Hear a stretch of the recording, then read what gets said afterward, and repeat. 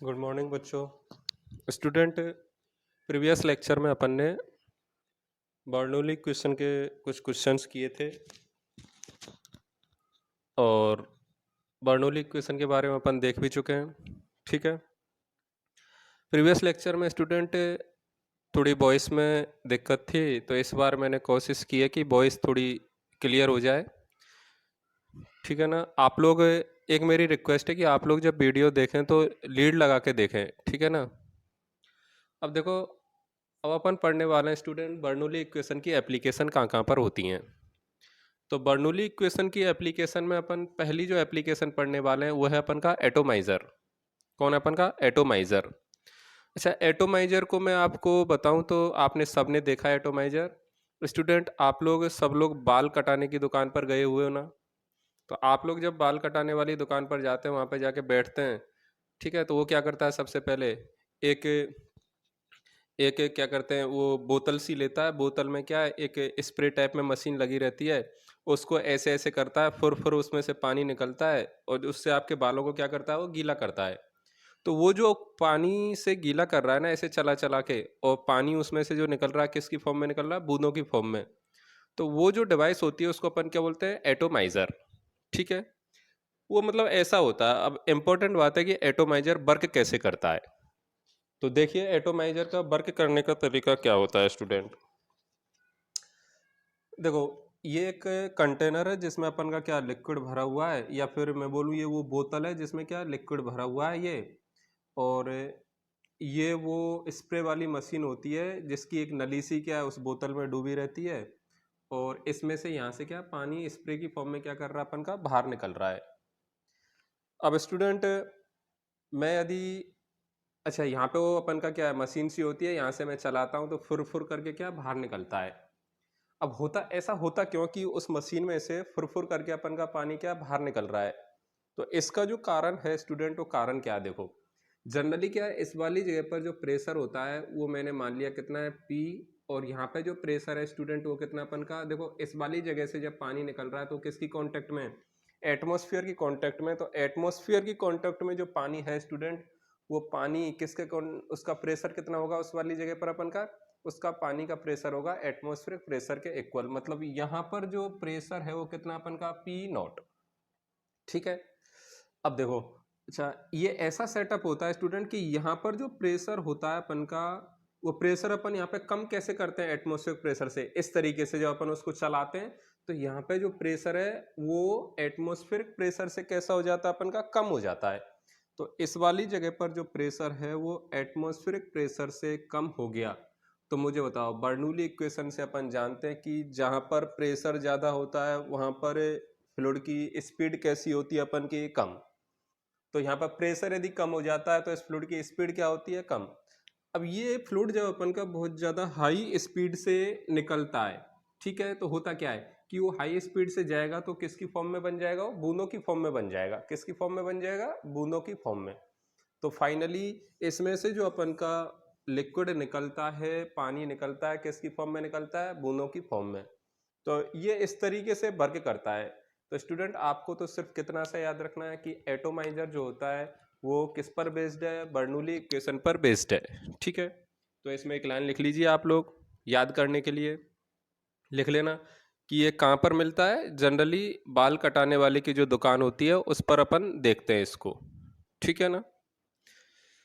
दूसरा होता है इसी में अपन का एक और एप्लीकेशन है, उसको अपन बोलते हैं बेंचुरी मीटर। क्या बोलते हैं? बेंचुरी मीटर। अब बेंचुरी मीटर क्या होता है वो मैं आपको बताता हूं। देखो, देखिए, दूसरा अपन का एप्लीकेशन होता है बर्नौली इक्वेशन का बेंचुरी मीटर में। अब स्टूडेंट, बेंचुरी मीटर में इसका यूज कैसे करते हैं, किस लिए अपन करते हैं, ठीक है, इसका यूज क्या होता है ये अपन को देखना है। तो बेंचुरी मीटर देखो इस तरीके की एक डिवाइस होती है, ये पाइप है अपन का। ठीक है। और पाइप से मैंने क्या, ये मैनोमीटर जोड़ रखा है दोनों जगह पर ये। तो मैनोमीटर तो क्यों जोड़ा है? मैनोमीटर जनरली क्यों जोड़ते हैं? प्रेशर कैलकुलेट करने के लिए। तो मैनोमीटर जो जोड़ा है उससे तो अपन क्या है, 0.1 और 0.2 पर क्या निकाल सकते हैं? प्रेशर निकाल सकते हैं। अच्छा स्टूडेंट, ये जो अपन का ये बेंचुरी मीटर होता है, ये बेंचुरीमीटर का जो जनरली काम होता है वो होता है किसी पाइप में फ्लो रेट कैलकुलेट करने का, डिस्चार्ज कैलकुलेट करने का। मतलब इस पाइप से पर सेकंड कितना मीटर क्यूब या कितना वॉल्यूम पानी अपन का लिक्विड अपन का क्या है फ्लो कर रहा है, वो अपन कैलकुलेट करते हैं किससे, बेंचुरीमीटर से। ठीक है, तो आप इसमें पहला पॉइंट तो यही लिख लो, लिखो बेंचुरीमीटर का उपयोग किसी पाइप से फ्लो होने वाले या बहने वाले लिक्विड की, फ्लो होने वाले या बहने वाले लिक्विड की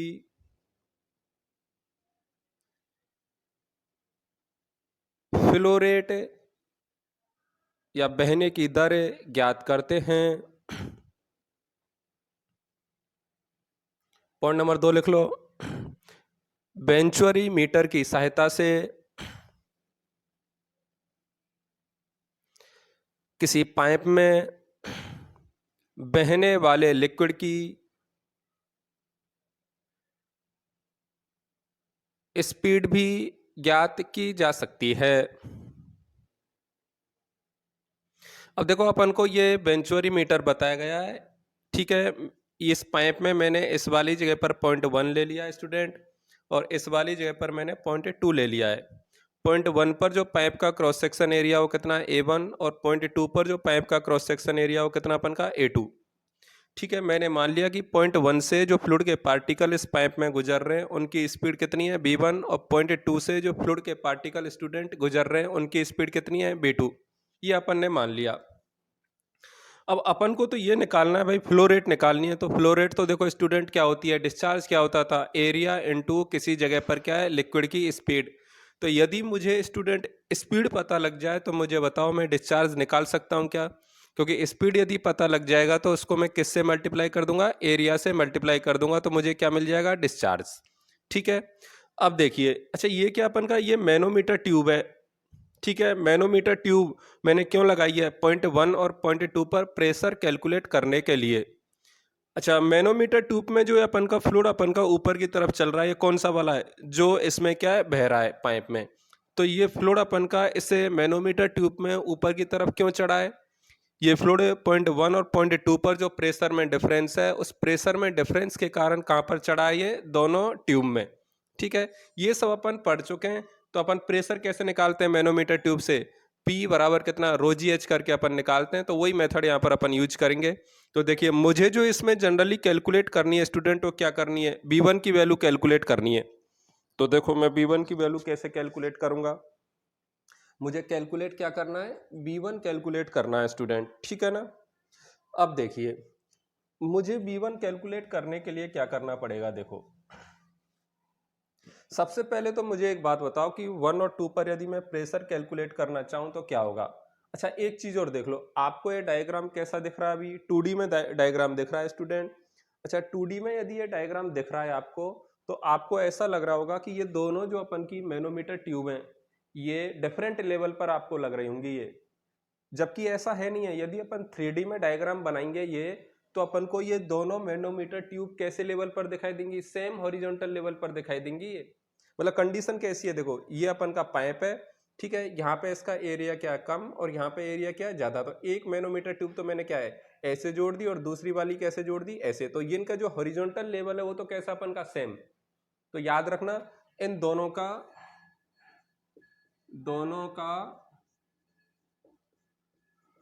3D में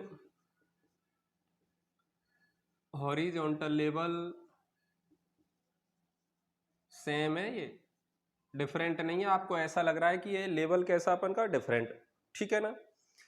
तो देखो, तो मैं सबसे पहले कैलकुलेट करना चाहता हूं 1 और 2 पर प्रेशर। तो बताओ पॉइंट 1 पर यदि मैं प्रेशर कैलकुलेट करूंगा तो कैसे करूंगा, देखो पॉइंट 1 पर जो प्रेशर होगा वो इस वाले लिक्विड की हाइट के कारण होगा, क्योंकि ये जो लिक्विड यहाँ पर मैनोमीटर ट्यूब में चढ़ा है वो किसके कारण चढ़ा है स्टूडेंट, यहाँ पर जो प्रेशर ज्यादा था उस प्रेशर ज्यादा के कारण क्या किया है, लिक्विड इसमें चढ़ा है। ठीक है, बताओ यहाँ पे तो कौन अपन का एटमॉस्फेरिक प्रेशर। तो बताओ P1 की जो वैल्यू कितनी हो गई, P0 प्लस, बताओ इस लिक्विड के कारण कितना होगा अपन का, ρgh बल। तो ये तो अपन की P1 की वैल्यू आ गई। ऐसे ही जब स्टूडेंट मैं P2 की वैल्यू निकालूंगा तो वो भी कितनी आएगी, P0 प्लस कितना रो जी H2। मैंने मान लिया कि लिक्विड जो फ्लो कर रहा है उसकी डेंसिटी क्या अपन की रो। इसमें किसी को दिक्कत है क्या? ये सब अपन पहले ही कर चुके हैं। अब देखिए सबसे पहले मैं लगा रहा हूं स्टूडेंट इसमें कंटिन्यूटी इक्वेशन। क्या लगा रहा हूं? Continuity equation. कंटिन्यूटी इक्वेशन क्यों लगा रहा हूं? क्योंकि मुझे B1 की वैल्यू निकालनी है, ना ही तो मुझे B1 पता है, ना ही क्या पता अपन को B2। तो दोनों ही चीज यदि अपन को नहीं पता है तो मुझे बताओ उसके लिए मुझे क्या करना पड़ेगा, B1 और B2 में क्या निकालना पड़ेगा, रिलेशन। तो बताओ रिलेशन निकालने के लिए सबसे बढ़िया मेथड क्या है स्टूडेंट अपन का, कंटिन्यूटी इक्वेशन। तो सबसे पहले मैंने लगा दी कंटिन्यूटी इक्वेशन कहाँ पर, पॉइंट 1 और पॉइंट 2 पर। तो क्या होगा, A1 B1 बराबर क्या हो जाएगा अपन का A2 B2। बताओ इसमें किसी को दिक्कत क्या? तो ये तो अपन की इक्वेशन नंबर कौन सी हो गई, 1। दूसरा मैं 1 और 2 पर क्या लगा रहा हूं स्टूडेंट, 1 और 2 पर मैं बर्नौली इक्वेशन भी लगा रहा हूं। तो बर्नौली इक्वेशन जब लगाएंगे तो क्या होगा, देखो P1 अपॉन कितना rho g plus a B1 square upon कितना 2G plus a Z1 is equal to P2 upon rho g plus a B2 square upon कितना 2G प्लस कितना Z2। बताओ ये बर्नौली इक्वेशन सबको आती है ना। अब मैंने क्या बोला कि 3D में यदि अपन डायग्राम को देखेंगे तो ये 1 और 2 कैसे लेवल पर है, सेम हॉरिजॉन्टल लेवल पर है। तो मैं कोई भी स्टूडेंट रेफरेंस लाइन यदि मानूंगा तो उस रेफरेंस लाइन से पॉइंट 1 और पॉइंट 2 की जो अपन की वर्टिकल डिस्टेंस है वो कैसी होगी, सेम। तो बताओ Z1 और Z2 की वैल्यू तो दोनों केस में कैसी हो जाएगी अपन की, सेम। तो वो तो मैंने क्या कैंसिल कर दी, ठीक है ना। इसके बाद देखिए अब मैं क्या कर रहा हूं, मैं P1 और P2 की वैल्यू रखता हूं इसमें सबसे पहले, ठीक है, क्योंकि मेरा टारगेट क्या है, B1 निकालने का। तो बताओ P1 की वैल्यू रखेंगे तो कितनी आएगी स्टूडेंट, P1 की वैल्यू कितनी है, रखो P1 की वैल्यू है P0 प्लस कितना रो जी H1, ठीक है, अपॉन कितना रो जी प्लस ये कितना हो जाएगा B1 स्क्वायर अपॉन कितना 2G इज इक्वल टू। इसी तरीके से स्टूडेंट P2 की वैल्यू रखो, P2 की वैल्यू रखेंगे कितनी आ रही है, P0 प्लस रो जी H2 अपॉन कितना रो जी, और ये कितना हो जाएगा B2 स्क्वायर अपॉन कितना 2G। तो देखो ये P0 अपॉन रो जी आएगा, ये वाला भी P0 अपॉन रो जी, तो ये दोनों तो क्या कैंसिल हो गए, ठीक है। अब रोजी इसके नीचे भी जाएगा, रोजी H1 के नीचे और इसके नीचे भी। तो फाइनली कितना आ रहा है, देखो रोजी से रोजी कट जाएगा तो कितना बचेगा H1 प्लस ये कितना B1 स्क्वायर अपॉन कितना 2G इज इक्वल टू। ऐसे इधर भी देखो रोजी से रोजी कट जाएगा जब इसके साथ जाएगा तो H2 प्लस कितना B2 स्क्वायर अपॉन कितना 2G। अब बताओ B1 की यदि मुझे वैल्यू निकालनी है, कोई जरूरी नहीं है स्टूडेंट आप लोग B1 की वैल्यू निकालें, आप B2 भी निकाल सकते हैं, ठीक है। तो B1 की यदि मुझे वैल्यू निकालनी है तो मुझे क्या करना पड़ेगा, B2 को एलिमिनेट करना पड़ेगा, हटाना पड़ेगा यहाँ से। तो B2 को मैं कहाँ से रख सकता हूँ, यहाँ से। तो देखो इस वाली इक्वेशन से B2 बराबर कितना आएगा अपन का A1 B1 अपॉन कितना A2, ये वैल्यू मैं कहाँ पे ले जाके रख रहा हूँ, यहाँ पर। तो फाइनली कितना आ रहा है, देखो H1 plus B1 square upon कितना 2G is equal to H2 plus B2 की वैल्यू रखो कितनी है A1 B1 अपॉन कितना A2 का होल स्क्वायर, ठीक है, अपॉन में कितना दे रखा है 2G, तो मैंने लगा दिया। बताओ यहां तक किसी को दिक्कत है क्या, ठीक है। अब देखो मैं इस वाली कैलकुलेशन को कर रहा हूं, आपने ये बना लिया होगा डायग्राम, नहीं तो आप वीडियो पॉज करके बना लें या स्क्रीनशॉट ले लें, ठीक है। अच्छा एक बात और, काफ़ी सारे बच्चों को ये दिक्कत आ रही है कि सर वीडियो पॉज यदि हम लोग करते हैं तो नीचे उसमें क्या है एक पट्टी आ जाती है जिस पर और वीडियो को भी दिखाता है, ठीक है। तो इसके लिए मैं आपको सबसे बढ़िया सॉल्यूशन बताऊं, आप लोग मेरे यूट्यूब चैनल पर जाएं, ठीक है, उसको सब्सक्राइब कर लें, ठीक है, वहाँ पर आपको क्या है ये दिक्कत नहीं आएगी। इस वाली चीज़, इस वाली वीडियो को डायरेक्ट आप यूट्यूब पर देख सकते हैं, ठीक है ना। मैंने व्हाट्सअप पर क्या है स्टेटस में शेयर किया था मेरी लिंक, तो वो दिक्कत आपको नहीं आएगी, आप लोग डायरेक्ट क्या है यूट्यूब पर देख सकते हैं इसको, ठीक है ना। देखिए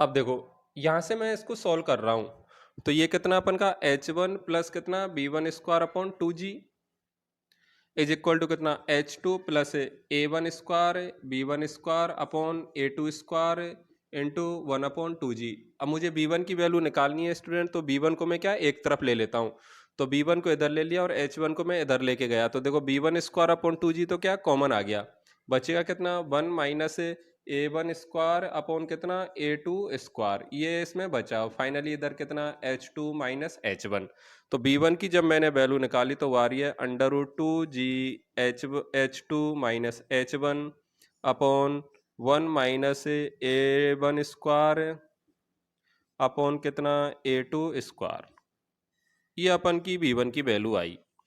अब मुझे एक बात बताओ कि यदि अपन को b1 मिल जाएगा तो अपन रेट ऑफ फ्लो निकाल सकते हैं क्या, डिस्चार्ज निकाल सकते हैं, क्योंकि डिस्चार्ज क्या होगा अपन का a1 इंटू b1।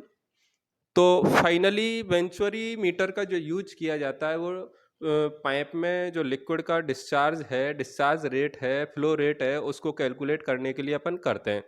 और वो कैसे करते हैं मैंने आपको मेथड बता दिया, फिर बोल रहा हूँ आप लोग ये रटे नहीं, आप लोग समझें कि अपन ने क्या क्या किया है। अपन कंटिन्यूटी और बर्नौली इक्वेशन का यूज करके निकाल क्या रहे हैं, स्पीड निकाल रहे हैं।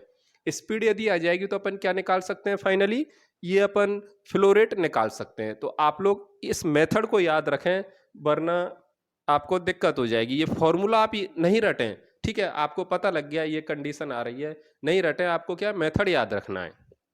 दूसरी बात देखो, H2 माइनस H1 को क्या कहेंगे अपन, H2 माइनस H1 क्या है भाई, H2 क्या है, वो मैनोमीटर की जो ट्यूब थी, ये कम एरिया वाले या A2 एरिया वाले से जो मैनोमीटर की ट्यूब जुड़ रही थी उसमें जो लिक्विड की हाइट थी वो, और H1 क्या है ज़्यादा एरिया वाले से। और H2 माइनस H1 को क्या बोलेंगे, मैनोमीटर ट्यूब में जो लिक्विड का डिफरेंस होगा लेवल का, हाइट का, उसको अपन क्या बोल रहे हैं H2 माइनस H1। तो काफ़ी बार आपको ऐसा भी लिखा मिलेगा, देखो इधर देखो काफ़ी बार कैसा मिलेगा आपको,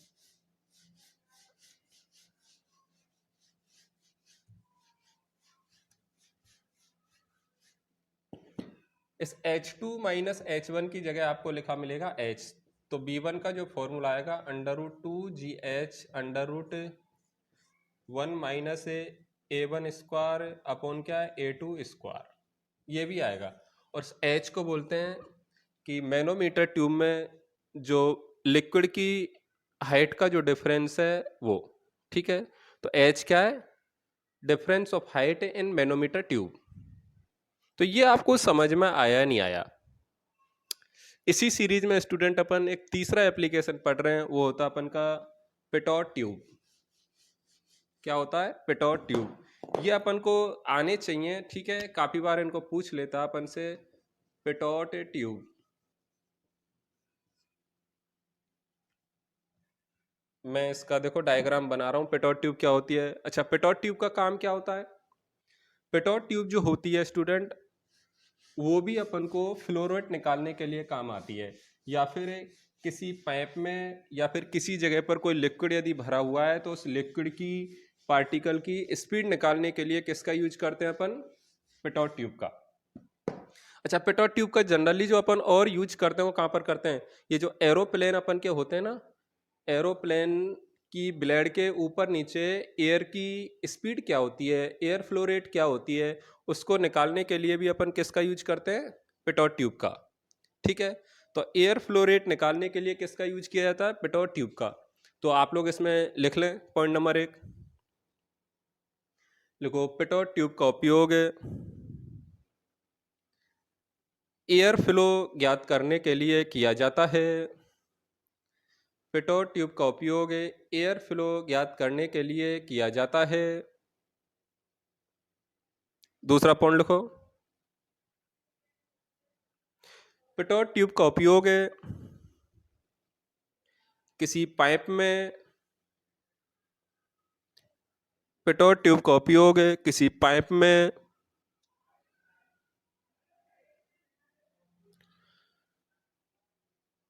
लिक्विड फ्लो की रेट, दर या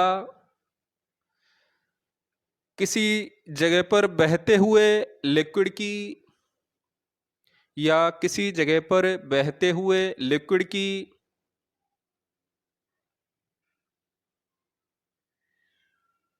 किसी बिंदु पर स्पीड निकालने के लिए किया जाता है। स्पीड निकालने के लिए किया जाता है। पॉइंट नंबर 3 लिख लो। पिटोट ट्यूब का उपयोग सामान्यतः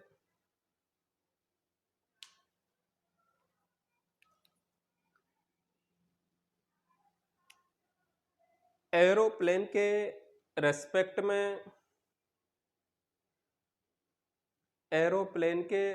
में एयर फ्लो रेट ज्ञात करने के लिए किया जाता है।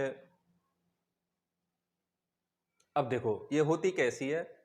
माना कि ये एक ऐसी जगह है स्टूडेंट जहां पर अपन ने क्या है, बहता हुआ लिक्विड भर के रखा है। ये रही,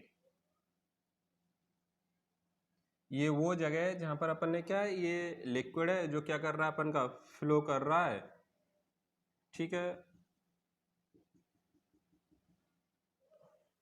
ये लिक्विड क्या कर रहा है, अपन का फ्लो कर रहा है। लिक्विड के फ्लो की जो स्पीड है वो कितनी है, अपन की बी। तो पिटोट ट्यूब का जो यूज है जनरली वो क्या है, इस बी को कैलकुलेट करने का है। ठीक है, लिक्विड के केस में भी कर सकते हैं, जनरली किसके केस में करते हैं, एयर के केस में। तो देखिए पिटोट ट्यूब अपन की ऐसी होती है, इस तरीके की, एक इस तरीके की अपन की ट्यूब होती है ये।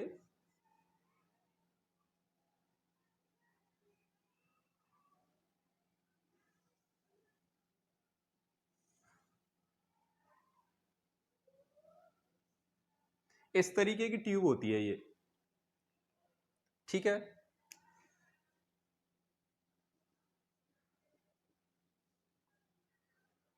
अच्छा होता क्या है इसमें। अच्छा ये बहुत नैरो ओपनिंग होती है यहाँ पर, तो इस वाले जगह पर मैंने नाम दे रखा .2 और यहाँ पर मैंने कोई पॉइंट ले रखा है सेम हॉरिजॉन्टल लेवल पर, उसका मैंने नाम दिया क्या, 1। अच्छा ऐसे अपन का लिक्विड आ रहा है, तो लिक्विड की स्पीड तो कितनी है, बी।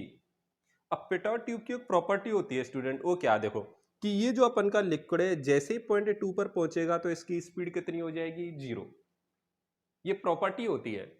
अच्छा पिटोट ट्यूब पिटोट ट्यूब में इस .2 पर, इस ओपनिंग पर जैसे ही लिक्विड पहुंचेगा तो इसकी स्पीड कितनी हो जाएगी, 0। अच्छा लिक्विड की स्पीड 0 हो रही है, इसलिए अपन .2 को बोलते हैं स्टैग्नेशन पॉइंट। तो ध्यान रखना कि .2 जो है, ये कौन सा पॉइंट अपन का, स्टैग्नेशन पॉइंट। मैं इसकी डेफिनेशन आपको लिखा दूंगा। अच्छा देखो, मतलब लिक्विड के पार्टिकल के पास यहां पर तो क्या थी, काइनेटिक एनर्जी थी, और जैसे लिक्विड के पार्टिकल यहां पर पहुंचे तो काइनेटिक एनर्जी कितनी हो गई, 0। अब एनर्जी का लॉस तो होता नहीं है, एनर्जी क्या करती है, एक फॉर्म से दूसरी फॉर्म में क्या चेंज होगी। तो ये जो काइनेटिक एनर्जी अपन की 0 हो रही है, वो काइनेटिक एनर्जी यहां पर जाकर किस में चेंज हो गई है, प्रेशर एनर्जी में। तो उस प्रेशर एनर्जी के कारण अपन का लिक्विड क्या करेगा, इस पिटोट ट्यूब में ऊपर ऐसे राइज कर जाएगा।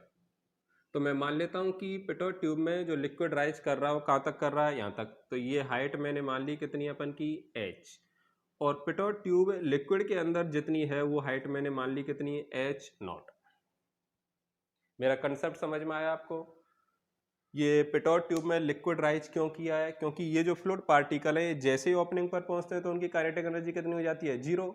काइनेटिक एनर्जी 0 का मतलब है कि वो काइनेटिक एनर्जी किस में चेंज हो गई, potential energy, sorry pressure energy में। तो प्रेशर एनर्जी के कारण ये अपन का लिक्विड क्या कर रहा है, राइज कर रहा है। तो आप लोग सबसे पहले तो हेडिंग डालें स्टैग्नेशन पॉइंट। देखो स्टैग्नेशन पॉइंट वह पॉइंट होता है, स्टैग्नेशन पॉइंट वह पॉइंट होता है जहां पर जहां पर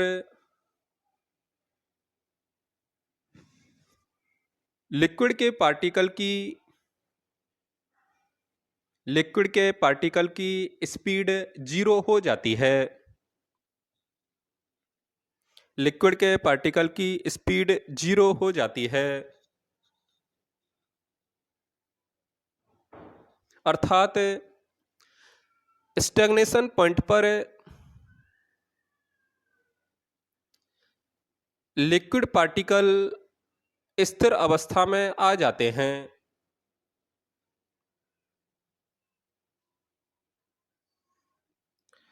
देखो चित्र में पॉइंट 2 स्टेगनेशन पॉइंट होता है। आगे लिखो अगली लाइन में, देखो पॉइंट 1 पर फ्लूइड के पार्टिकल की चाल स्मॉल बी है। पॉइंट 2 पर इन्हीं पार्टिकल की चाल शून्य हो जाती है। किसकी प्रॉपर्टी होती है? ये जो पेटोट ट्यूब होती है इसकी प्रॉपर्टी होती है। ठीक है, स्टैग्नेशन पॉइंट होता है ये, और स्टैग्नेशन पॉइंट का मतलब है जहां पर पार्टिकल की स्पीड कितनी हो गई अपन की? 0। अगला पॉइंट लिखो, अर्थात पॉइंट 2 पर अर्थात पॉइंट 2 पर फ्लूइड के पार्टिकल की काइनेटिक एनर्जी गतिज ऊर्जा शून्य हो जाती है, और यह गतिज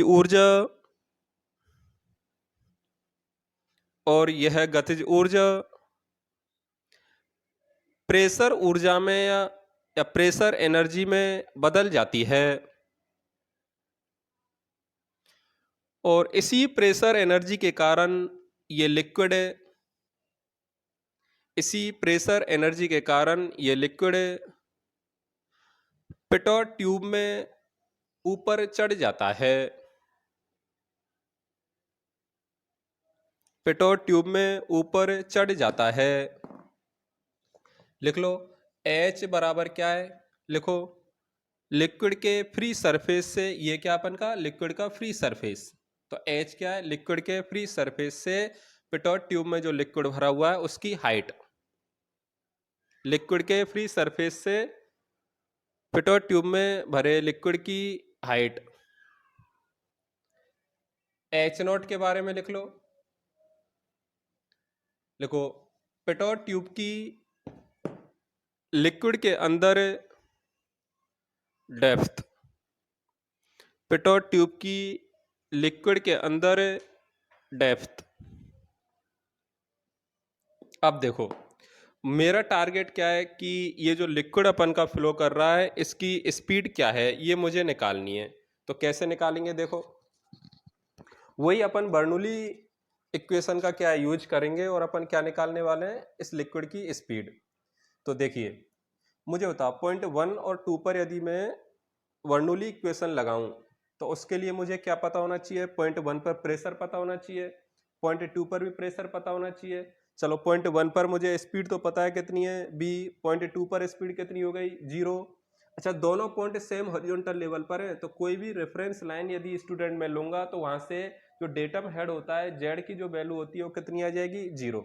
तो सबसे पहला काम है मेरा पॉइंट 1 पर प्रेशर निकालने का। तो बताओ स्टूडेंट पॉइंट 1 पर जो प्रेशर है वो कौन से वाले लिक्विड के कारण होगा? इस वाले लिक्विड के कारण। तो पॉइंट 1 पर जो प्रेशर है कितना हो जाएगा? रो जी एच नॉट। मैंने मान लिया लिक्विड की डेंसिटी कितनी है? रो। ऐसे पॉइंट 2 पर यदि मैं प्रेशर निकालूंगा, यहां पर मैंने देखो एटमॉस्फेरिक प्रेशर को कंसीडर नहीं किया है, आप लोग करना चाहें तो उसको भी ऐड कर सकते हैं। ठीक है ना? मैं नहीं कर रहा क्योंकि मुझे पता आगे जब मैं कैलकुलेशन करूंगा तो वो सब क्या कैंसिल होने वाला है, इसलिए मैंने नहीं किया है। ठीक है ना? अच्छा P2 की यदि वैल्यू निकालूं तो कितना होगा? देखो P2 इस वाले लिक्विड के कारण तो होगा ही इस वाले बिंदु पर, साथ में देखो इस वाले लिक्विड के कारण भी होगा। तो P2 बराबर कितना होगा? रो जी एच नॉट प्लस कितना? H। ये P1 और P2 की मैंने वैल्यू निकाल ली। अब देखो अब मैं पॉइंट 1 और 2 पर क्या लगा रहा हूं? मैं बर्नौली इक्वेशन लगा रहा हूं। ठीक है, तो बिंदु 1 व 2 पर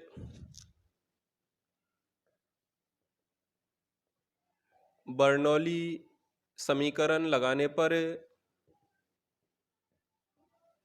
बताओ 1 और 2 पर यदि बर्नौली समीकरण लगाएंगे तो क्या होगा? P1 upon rho g plus B1 square upon कितना? 2G plus Z1 is equal to P2 upon rho g plus B2 square upon कितना? 2G plus Z2। Z1 और Z2 तो सेम है, सेम हॉरिजॉन्टल लेवल है। ठीक है, reference line से तो ये तो कैंसिल हो गए। P1 की वैल्यू कितनी है अपन की? रो जी एच नॉट। तो रो जी एच नॉट में रो जी का भाग देंगे तो कितना बचेगा अपन का? H not. ये कर लोगे ना, या फिर मैं लिखूं? भाई P1 की वैल्यू ये रखना, तो रोजी से रोजी तो क्या अपन का कैंसिल हो जाएगा, तो बचेगा क्या अपन का? H not. तो ये मैंने डायरेक्ट लिख दिया यहाँ पे कितना? H not. b1 की वैल्यू कितनी है 0.1 पर फ्लूइड के पार्टिकल की स्पीड कितनी है b, तो b स्क्वायर अपॉन कितना 2g is equal to p2 की वैल्यू रखो। p2 की ये वैल्यू रखेंगे, देखो रो जी से रो जी अपन का क्या कैंसिल हो जाएगा, तो बचेगा क्या है h प्लस कितना h नॉट, और b2 कितना अपन का 0। बताओ इसमें किसी को दिक्कत? देखो एच नॉट से एच नॉट भी कैंसिल अपन का, तो finally student b square upon 2g जो अपन का बच रहा हो कितना h, तो b की जो वैल्यू बच रही हो कितनी है √2gh। तो ये एक इंपॉर्टेंट रिजल्ट अपन को मिला है। यहाँ से अपन देखो कुछ कंक्लूजन पर बात करते हैं कि अपन का जो फ्लूइड ये बह रहा है, ये तालाब हो सकता है, ये पाइप हो सकता है, ठीक है।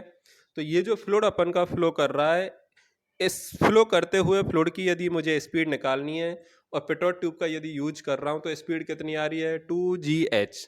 अब आप लोग इस फॉर्मूला को यदि देखें तो आपको पता लगेगा कि ये जो स्पीड है ये इस वाली हाइट पर डिपेंड कर रही है, इस अंदर वाली हाइट पर बिल्कुल डिपेंड नहीं कर रही। देखो तो यहाँ से मुझे पता लग गया कि फ्लूइड की जो स्पीड है वो उस बात पर डिपेंड करेगी कि स्पिटॉट ट्यूब में फ्री सरफेस ऑफ लिक्विड से कितनी हाइट तक लिक्विड अपन का राइज कर रहा है। तो एक नोट डाल के लिख लो। देखो पेट्रोल ट्यूब में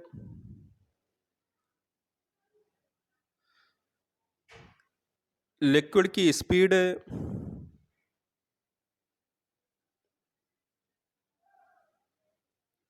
फ्री सरफेस ऑफ लिक्विड से पेट्रोल ट्यूब में लिक्विड की हाइट पर निर्भर करती है।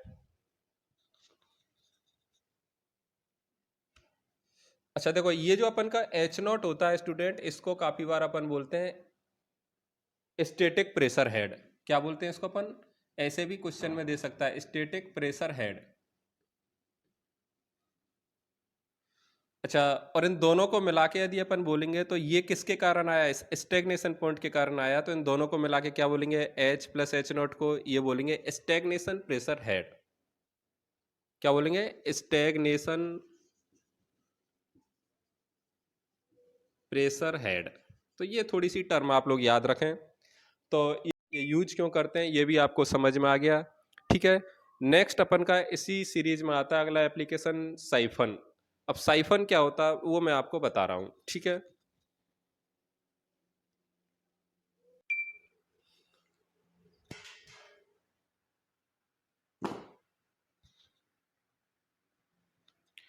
देखिए स्टूडेंट, नेक्स्ट अपन का एप्लीकेशन ऑफ बर्नौली इक्वेशन है साइफन, ठीक है। साइफन क्या होता है इसको मैं आपको बहुत सिंपल तरीके से बताऊं तो साइफन क्या होता है, आपने कभी कभी किया होगा जैसे घरों में अपन का ड्रम होता है जिसमें पानी भरा होता है। अपन चाहते हैं कि यार बाल्टी में कौन मग्गे से पानी भरेगा बार बार में, तो अपन क्या करते हैं नली नली लगाते हैं ड्रम में, और नली का एक एंड तो अपन किधर रखते हैं ड्रम में अंदर, और दूसरा एंड जो बाहर की तरफ होता है उससे अपन क्या करते हैं मुंह से ऐसे सक करते हैं। तो मुंह से सक करके अपन क्या उसको जब छोड़ते हैं तो अपन देखते हैं कि नली में कंटिन्यूस पानी आना शुरू हो जाता है, ऐसा लगता है जाने अपन ने क्या चला दिया मोटर। आपने सबने ये प्रयोग किया होगा घर पे, ठीक है ना। समझ में आ रहा है मैं क्या बोल रहा हूँ? कि ड्रम रखा है, ड्रम में आपने क्या है नली डाल ली, ठीक है। अब नली से आप दूसरी बाल्टी में या नहाने के लिए पानी निकालना चाहते हैं तो आपने क्या है मुंह से दूसरे एंड से क्या सक किया और छोड़ा, तो आपको पता लग रहा है क्या पानी आ रहा है। तो वो जो प्रोसेस है उसको अपन बोलते हैं क्या साइफन, ठीक है। तो मैंने वही बनाया हुआ है, देखो ये माना कि अपन का कोई ड्रम है या टैंक है, ठीक है। इसमें से मुझे पानी निकालना है तो मैंने क्या ये नली लेके रखी है, ठीक है। नली को मैंने क्या इसमें एक एंड को इस ड्रम के अंदर और दूसरे एंड को मैंने किधर रखा है, दूसरे एंड को मैंने ड्रम के बाहर रखा है। अब इधर से मैं क्या मुंह से सक करता हूँ तो ये पानी क्या अपन का बाहर आता है। अच्छा, नली से जो ये पानी बाहर आ रहा है इसकी मैंने स्पीड मान ली कितनी है b, और यही b स्पीड मुझे क्या निकालनी है कि भाई नली से जो अपन का पानी बाहर आ रहा है वो कितनी स्पीड से आ रहा है ये मुझे देखना है, ठीक है ना। अब देखिए टैंक है, टैंक का जो एरिया आपको दे के रखा है वो कितना है a, और इस नली का जो क्रॉस सेक्शन एरिया है स्टूडेंट वो कितना अपन का स्मॉल a, और आपको ये भी पता है कि capital A is greater than क्या होगा स्मॉल a। अब मैंने बहुत सारे पॉइंट ले रखे हैं, देखो एक तो ये वाला पॉइंट है, एक ये वाला पॉइंट है, ये और दो पॉइंट ये दे रखे हैं। तो मैंने आपको इन दोनों पॉइंटों के बारे में बताया, इनके बारे में। पॉइंट 5 जो है अपन का वो इस नली के जस्ट अंदर है, मतलब जहां पर ओपनिंग हो रही है ना उसके जस्ट अंदर की तरफ कौन है अपन का पॉइंट 5। और पॉइंट 6 जो अपन ने माना है वो नली के जस्ट बाहर, ओपनिंग के जस्ट बाहर है, ठीक है ना। अब मुझे तो यही कैलकुलेट करना है स्टूडेंट कि इस ड्रम से, इस नली से जब मैं पानी को सक करूंगा तो कब पानी बाहर आएगा, कौन सी कंडीशन में पानी बाहर नहीं आएगा, ठीक है। पानी बाहर आएगा तो उसकी स्पीड कैसे चेंज हो रही होगी, ये सब मुझे निकालना है, ठीक है। तो इसके लिए मैंने आपको ये डायग्राम बना दिया है, तो ये डायग्राम तो आपको शायद समझ में आ गया होगा। आगे देखिए आप लोग, मैंने मान लिया कि ये वाली जो हाइट है अपन की, ये कितनी है अपन की, h, ठीक है। और ये वाली जो हाइट है अपन की, सॉरी इसको मान लो h0 और इसको मैंने कितना मान लिया, h। अब देखिए आप लोग, अपन को तो ये देखना कि भाई नली में पानी कब बाहर आएगा और कब नहीं आएगा। इसके लिए मैं कुछ कंडीशन निकालना हूं जो आपको याद रखनी है, जैसे मुझे याद है ऐसे क्या आपको याद रखनी है। अच्छा मुझे बताओ, पॉइंट 1 पर ये जो लिक्विड के पार्टिकल हैं, ये लिक्विड के पार्टिकल, पॉइंट 1 पर जो लिक्विड के पार्टिकल हैं, लिक्विड के पार्टिकल किसके कांटेक्ट में, मतलब यहाँ पर यदि मैं प्रेशर की बात करूं लिक्विड पर, तो ये प्रेशर कितना होगा स्टूडेंट। तो देखो ये वाला जो अपन का प्रेशर है, देखो ये जो पार्टिकल हैं अपन के, ये किसके कांटेक्ट में, एटमॉस्फेयर के कांटेक्ट में। तो यदि एटमॉस्फेयर के कांटेक्ट में होंगे तो यहाँ पर प्रेशर भी कितना होगा, एटमॉस्फेरिक प्रेशर के इक्वल। तो पॉइंट 1 पर प्रेशर कितना है, एटमॉस्फेरिक प्रेशर के इक्वल। ऐसे देखो पॉइंट 6 की यदि बात करूं तो देखो इस नली से जब लिक्विड अपन का बाहर आएगा स्टूडेंट, तो ये जो लिक्विड के पार्टिकल है वापस से किसके कांटेक्ट में, एटमॉस्फेयर के कांटेक्ट में। तो यहाँ पर भी अपन का प्रेशर कितना है, एटमॉस्फेरिक प्रेशर के इक्वल। तो आप लोग लिख लें पॉइंट 1 एवं पॉइंट 6 पर प्रेशर वायुमंडलीय दाब के बराबर होगा, ठीक है। अच्छा ये मैंने रेफरेंस लाइन मानी है, ये वाली कौन सी लाइन मानी है मैंने, देखो ये रेफरेंस लाइन, मतलब ये नली का जो ये एंड है दूसरा वाला, इसके यहाँ पर मैंने एक हॉरिजॉन्टल लाइन बना दी है। इस हॉरिजॉन्टल लाइन को अपन क्या बोल रहे हैं, रेफरेंस लाइन, ठीक है। अब देखो मैं कंडीशन निकालना हूं, तो सबसे पहले तो मैं पॉइंट 1 व पॉइंट 6 पर, पॉइंट 1 व पॉइंट 6 पर क्या लगा रहा हूं, मैं बर्नौली इक्वेशन लगा रहा हूं।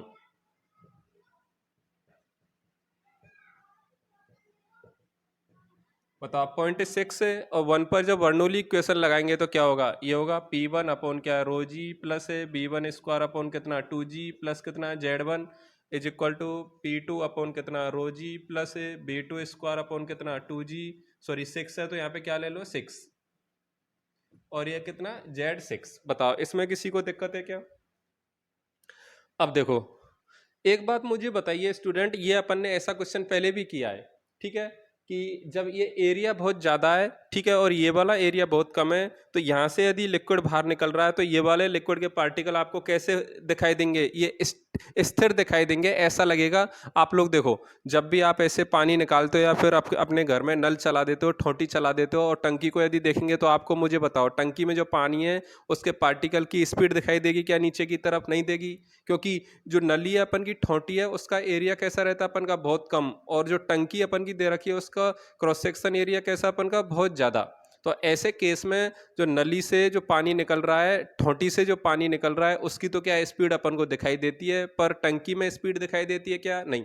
तो बताओ यहाँ पर ये फ्री सरफेस पर ये कौन सा वाला सरफेस है, फ्री सरफेस ऑफ लिक्विड। तो फ्री सरफेस ऑफ लिक्विड पर यहाँ पर लिख लो चाहे आप, ये वाला कौन सा सरफेस अपन का, फ्री सरफेस ऑफ लिक्विड।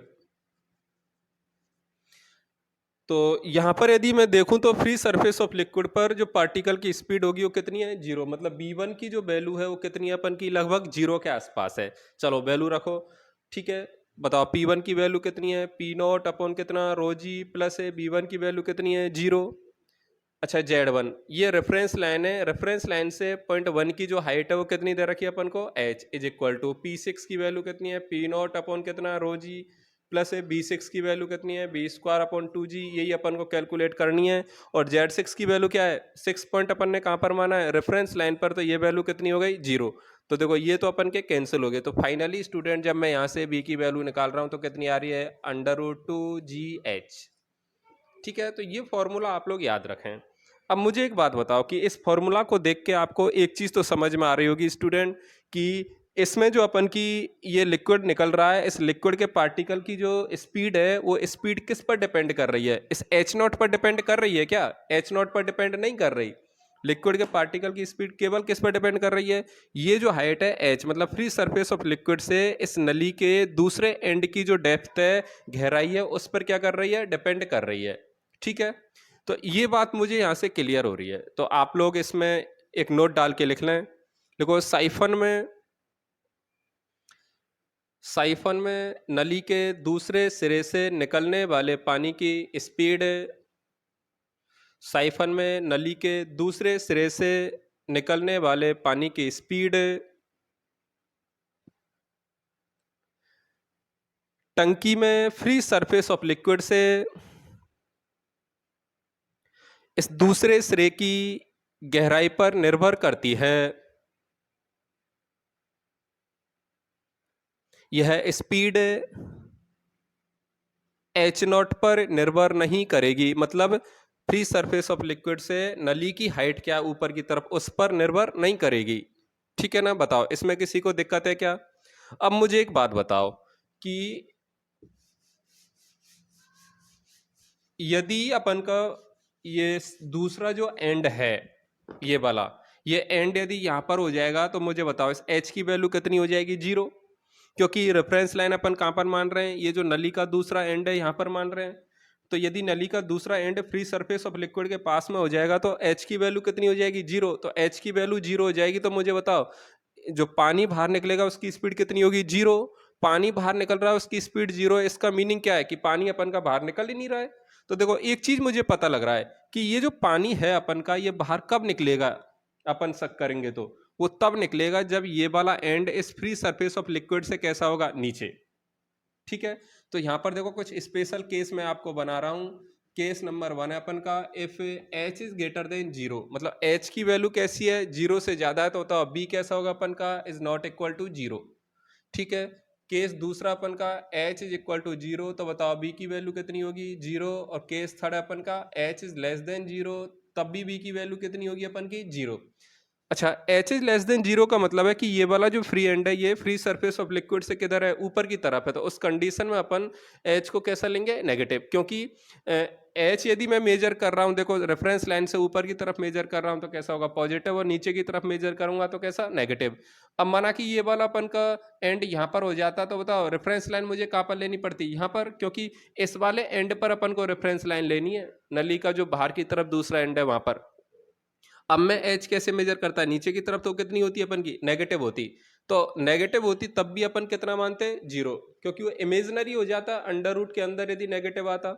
तो देखो अपन की लिक्विड की जो स्पीड है वो केवल कब अपन की 0 नहीं होगी, वो एक ही केस में 0 नहीं हो रही है, जब एच इज ग्रेटर देन क्या होगा अपन का, 0। ठीक है, तो ये लिख लो, फिर मैं एक लाइन लिखा देता हूं आपको, लिखो, लिखो, देखो साइफन वाली स्थिति में केवल पानी तब बाहर निकलता है जब नली का बाहर वाला सिरा, नली का बाहर वाला सिरा फ्री सरफेस ऑफ लिक्विड से नीचे होता है, फ्री सरफेस ऑफ लिक्विड से नीचे होता है। अब देखो काफी बार क्या होता है, अब देखो काफी बार क्या होगा कि ये जो अपन की फ्री सरफेस ऑफ लिक्विड है, इससे अपन का नली का एंड क्या नीचे रहेगा, फ्री सरफेस ऑफ लिक्विड से नली का एंड किधर रहेगा, नीचे रहेगा, फिर भी अपन का क्या पानी बाहर नहीं आएगा, काफी बार ऐसा होता है। ठीक है, तो ऐसा जब होता है तो वो क्यों होता है, तो उसके लिए कंडीशन क्या होती है वो भी मैं आपको निकाल के बता रहा हूं, तो लिख लेना। काफी बार ऐसा होता है कि नली का and free surface of liquid से नीचे होने के बावजूद भी पानी बाहर नहीं आ पाता है। तो इसके लिए कंडीशन क्या है, देखो, तो मैं ये कंडीशन आपको निकाल रहा हूं, देखो। तो उसके लिए मैं कौन कौन से पॉइंट ले रहा हूं स्टूडेंट, उसके लिए मैं पॉइंट ले रहा हूं, एक तो ले रहा हूं पॉइंट 1 और एक पॉइंट कौन सा ले रहा हूं, 3। तो मैं बर्नौली इक्वेशन अप्लाई कर रहा हूं 1 और 3 पर, 1 और 3 पर क्या लगा रहा हूं, बर्नौली इक्वेशन। बताओ 1 और 3 पर यदि बर्नौली इक्वेशन लगाएंगे तो क्या होगा अपन का, यही तो होगा। 1 पर प्रेशर कितना है पी नॉट, स्पीड कितनी है 0, और रेफरेंस लाइन तो अपन ने यही मानी है, तो रेफरेंस लाइन ये मानी है, तो बताओ 1 की तो हाइट कितनी है अपन की h,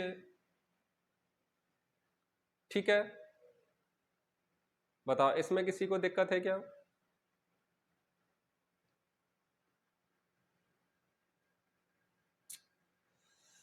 और दूसरा केस कौन सा है, 0.3 वाला।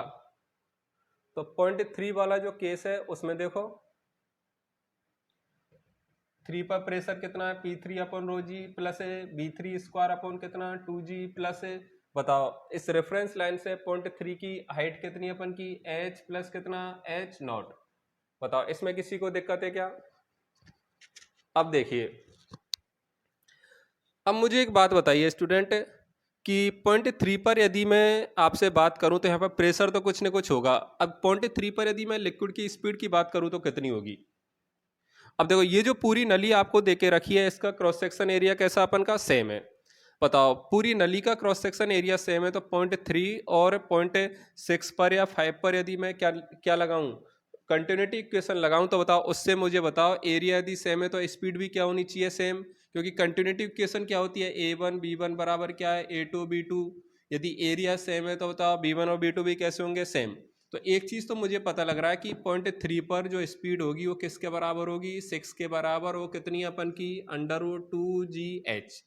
ये बात आपको क्लियर हुई या नहीं हुई? अब देखो p naught upon rho g is equal to, sorry h है, तो देखो एक एच से एच कट गया अपन का, तो इज इक्वल टू कितना P three upon rho g plus B three की वैल्यू रखो 2gh अपॉन कितना 2g प्लस से कितना हो जाएगा h नॉट, 2g से 2g कट गया। तो फाइनली स्टूडेंट मुझे यहाँ से मिल रहा है, देखो क्या मिल रहा है P three upon rho g is equal to कितना P naught upon rho g minus कितना h प्लस h नॉट। अब एक बात मुझे बताओ 0.3 पर अपन का प्रेशर जीरो हो सकता है क्या? भाई प्रेशर यदि जीरो होगा तो मुझे बताओ लिक्विड फ्लो करेगा क्या? नहीं करेगा, क्योंकि लिक्विड फ्लो कब करेगा जब प्रेशर डिफरेंस होगा कुछ ना कुछ। तो 0.3 पर अपन का प्रेशर तो जीरो नहीं होगा, क्योंकि यहाँ पर एटमॉस्फेरिक प्रेशर है, तो 0.3 पर कितना प्रेशर होगा अपन का, ऐसे यदि मैं मेजर करूं तो कितना हो जाएगा बताओ भाई, कुछ ना कुछ तो प्रेशर होगा यहाँ पर। तो 0.3 पर प्रेशर जीरो तो नहीं हो सकता। तो देखो यहां से मैं क्या कर रहा हूं, इधर देखना सब लोग,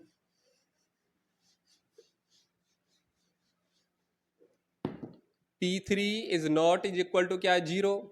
इसका मतलब क्या है p naught upon rho g, ठीक है, माइनस है एच प्लस एच नॉट, या फिर मैं बोलूँ P3 इज ग्रेटर देन क्या होगा हमेशा जीरो, नेगेटिव भी नहीं हो सकता प्रेशर। तो ये वाली जो वैल्यू है P3 की कैसी होनी चाहिए ग्रेटर देन जीरो। तो यहाँ से मुझे एक रिजल्ट मिल रहा है, देखो क्या मिल रहा है कि H प्लस एच नॉट की जो वैल्यू है वो लेस देन क्या होनी चाहिए पी नॉट अपॉन रो जी। ये यदि होगा तो उसी कंडीशन में अपन का लिक्विड क्या करेगा बाहर निकलेगा। तो दो कंडीशन मिल गई, एक तो नली का एंड किधर होना चाहिए फ्री सरफेस ऑफ लिक्विड से नीचे, और एक ये वाली कंडीशन भी सेटिस्फाई होनी चाहिए, तब जाके अपन का नली से क्या है वाटर बाहर आएगा। तो ये आपको काफी बार कंडीशन पूछ लेता है, तो आप इनको याद रखें कि वाटर कब कब बाहर आएगा। एक तो ये वाली कंडीशन है, और एक फ्री एंड जो होता है या फिर जो बाहर वाला एंड होता है नली का, वो भी किधर होना चाहिए अपन का फ्री सरफेस ऑफ लिक्विड से नीचे की तरफ। बताओ इनमें किसी को दिक्कत है क्या? तो आप इसमें बच्चों अपनी लैंग्वेज में भी लिखें, ठीक है, आपको जो समझ में आया वो अपनी लैंग्वेज में नोट्स में लिखें, क्योंकि मैं सारी चीजें बोर्ड पर नहीं लिख सकता यहाँ पर, ठीक है। कुछ चीज़ें ऐसी हैं जो आपको समझ में आ रही हैं, आपको अपनी लैंग्वेज में लिखनी है वो। तो इसको एक बार आप लोग देखें। और इसमें अपन का बर्नौली एप्लीकेशन में एक लास्ट बचा है, वो है अपन का मैग्नस इफेक्ट, ठीक है। तो एक बार इसको आप अच्छे से देखें, फिर मैं मैग्नस इफेक्ट भी बता रहा हूँ क्या होता है।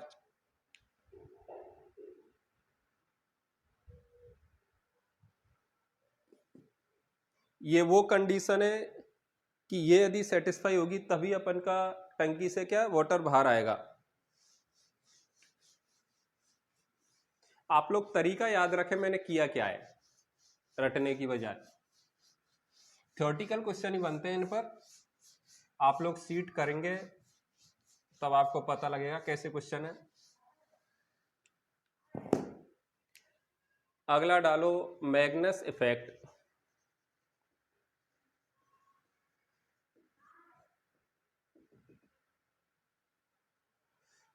देखो मैग्नेस इफेक्ट क्या होता है, देखो इसका आप जनरली यदि यूज देखेंगे तो ये कहाँ पर देखते हैं इसका यूज, आप लोग क्रिकेट देखते हो, क्रिकेट में जब कोई स्पिन बॉलर आता है, ठीक है, वो बॉल को माना कि ऐसे घुमा के फेंक रहा है, तो बॉल के पास क्या है, अपन की स्पीड है।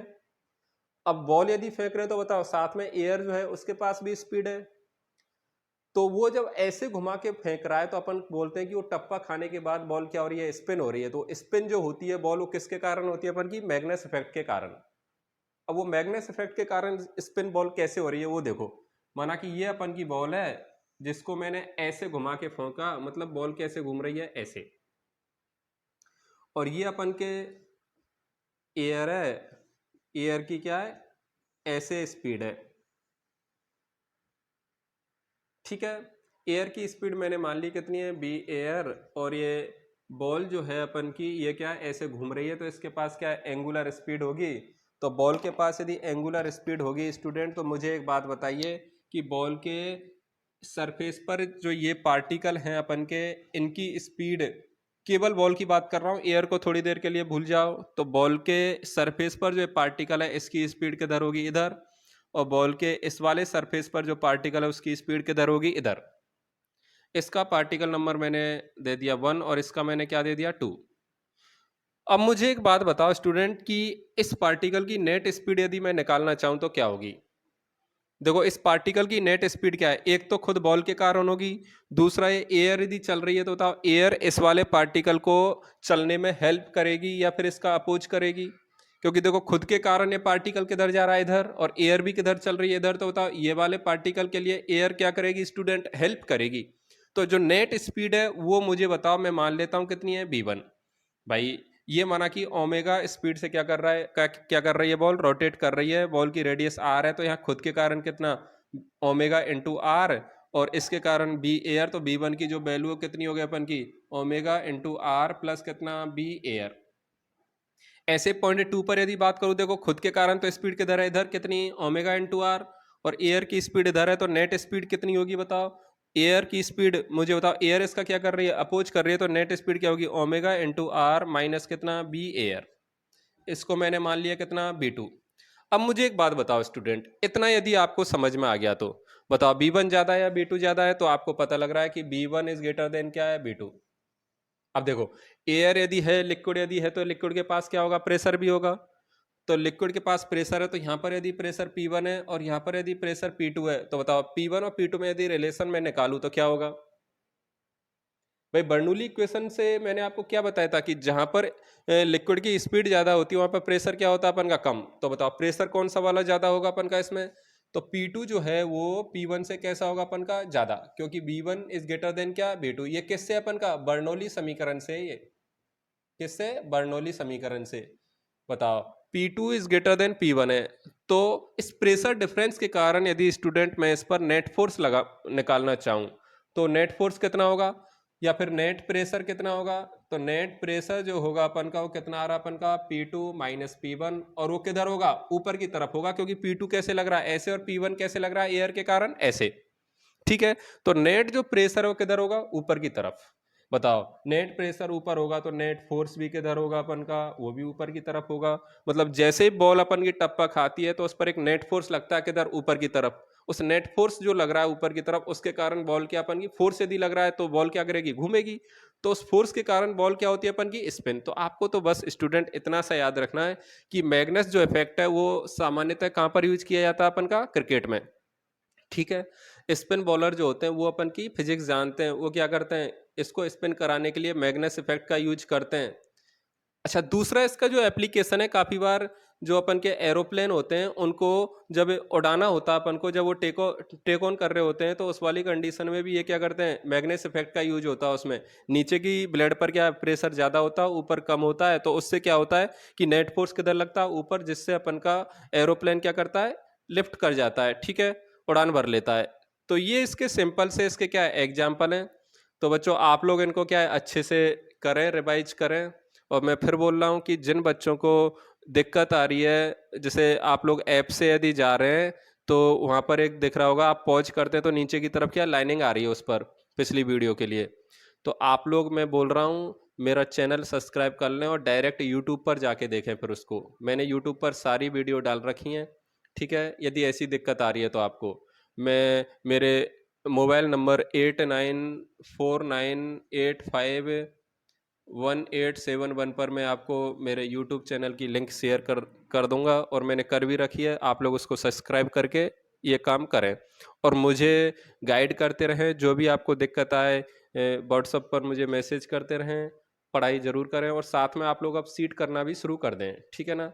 और इसके बाद स्टूडेंट अपन नेक्स्ट चैप्टर शुरू करने वाले हैं फ्लूइड में ही, सरफेस टेंशन, ठीक है?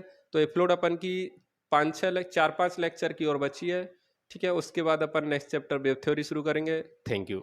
आज के लिए बस इतना ही।